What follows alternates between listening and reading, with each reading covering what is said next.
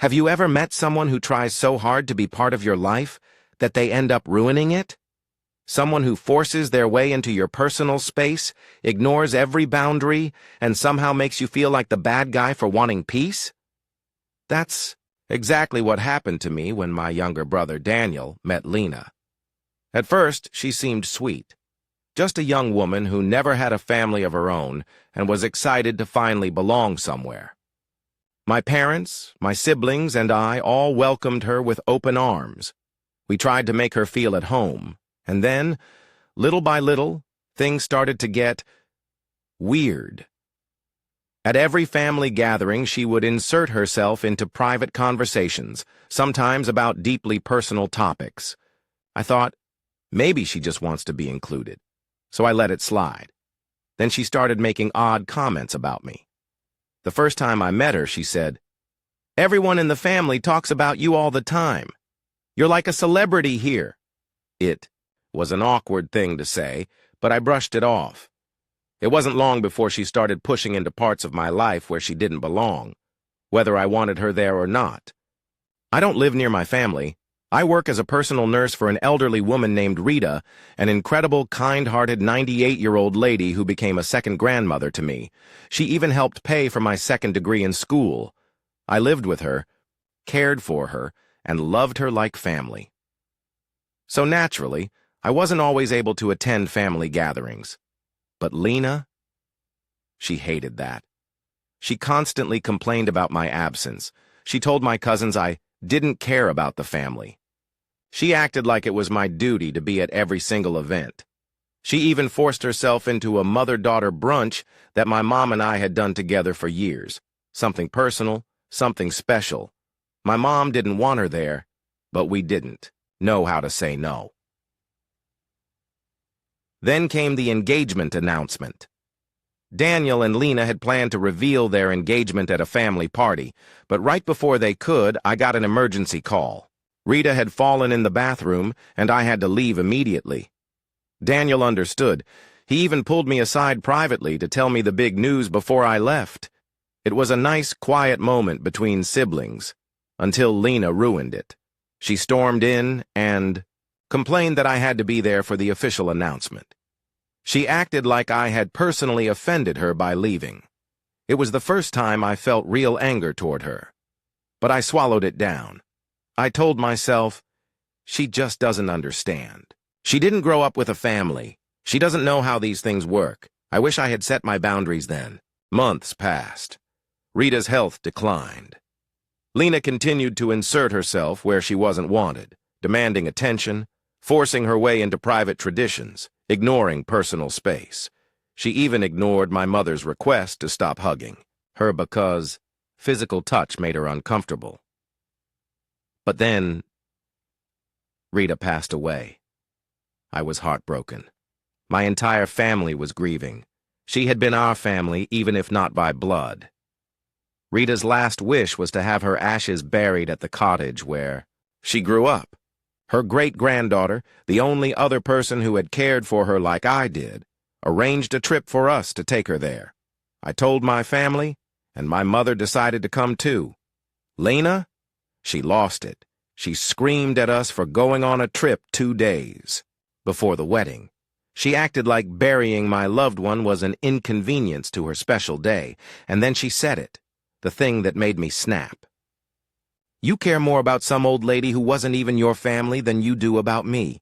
I'm your real family now. I'm going to be your brother's wife. I'm going to be the mother of your nieces and nephews, and she was just nothing. I had never wanted to yell at someone so badly in my life. I took a deep breath and told her, Rita was like family to me. And you? You're not even a friend. If it weren't for my brother, I wouldn't even try to get along with you. Lena started, crying, saying all she ever wanted was to be close to me. But you know what? I didn't care anymore. In the days after my confrontation with Lena, I felt drained. The grief of losing Rita was already unbearable, but on top of that, I now had to deal with this suffocating tension surrounding my brother's wedding. Then, my parents told me things that made everything so much worse. Apparently, Lena had been saying things about me behind my back for a long time. My mother admitted that Lena often made comments like, "I'm more of a daughter to you than OP, since she never visits you and I'm always here." My mother had tried to brush it off, but deep down, it made her uncomfortable. She also told me that Lena refused to respect her physical boundaries. My mom doesn't like being hugged. She's never been that kind of person. Even her own children don't hug her often because they know it makes her anxious. But Lena, she wouldn't stop. Even after my mom directly asked her not to do it, Lena kept forcing physical affection on her, like she was trying to prove something. Then my father told me something even more disturbing. One day, Lena had approached him and out of nowhere said, "Your second daughter," referring to herself, "knows you better than your first daughter." She said this while comparing the gifts we had given him for Father's Day. My father laughed it off at the time, but now that everything was piling up, he realized how creepy it was. And then there was Daniel, my brother, the person I had always trusted to be reasonable. He finally confessed something to my father, something he had hidden from all of us.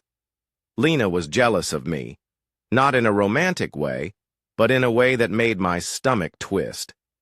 She thought it was wrong that my brother and I were close. Now let me be clear. My relationship with Daniel was completely normal. We grew up in a loving household. We played video games together, we watched movies lying on the same couch, and yes, we hugged sometimes. Apparently to Lena, that was strange. She didn't understand sibling relationships. She thought that kind of closeness was inappropriate. And yet, she still wanted to be close to me. Daniel admitted that Lena was obsessed with being my real sister. She didn't just want to be part of the family. She wanted to be the favorite. And when she realized she wasn't, she turned against me. At that point, I wasn't even angry anymore. I was just tired. After all of this, my father sat Daniel down and had a serious conversation with him. "Son, I don't approve of this marriage. I think you need to step back and reconsider." Daniel stayed silent for a long time before finally saying, "I just want to help Lena." That was when I realized he wasn't just in love. He felt responsible for her, and I understood that. I really did. When you care about someone, you want to help them. You want to be patient, to be kind, to give them the love they never had. But sometimes, love isn't enough. My father told him that if he went through with the wedding, he wouldn't be attending. Daniel nodded. He didn't fight it, and that was it. On the day of the wedding, my father wasn't there. I wasn't there. My other siblings weren't there. The only person from our family who attended was my mother, and even then, she made it very clear that Lena was not welcome in her house afterward. Since that day, Daniel has barely spoken to any of us. He only talks to my mother, and even then, it's strained. Lena got exactly what she wanted. She wanted to be the center of Daniel's world, and now she had him all to herself. For weeks after the wedding, I kept replaying everything in my head. Could I have done something differently? Should I have tried harder to stop my brother? Was it my fault that he was now isolated from the rest of us? But the truth is, you can't save someone who doesn't want to be saved. My family did everything we could. We tried to include Lena. We tried to set boundaries. We tried to warn Daniel. And now, we just have to let go. I don't know what will happen in the future. Maybe Daniel will wake up one day and realize the mistake he made. Maybe he won't. But I do know one thing. I'm done wasting my energy on someone who refuses to respect me. I've buried Rita's ashes. I've made my peace. And now, I'm walking away. Because sometimes, the best thing you can do for yourself is let go. Thank you for watching. If you haven't subscribed yet, please do so and hit the notification bell to stay updated with more shocking real-life stories happening around you.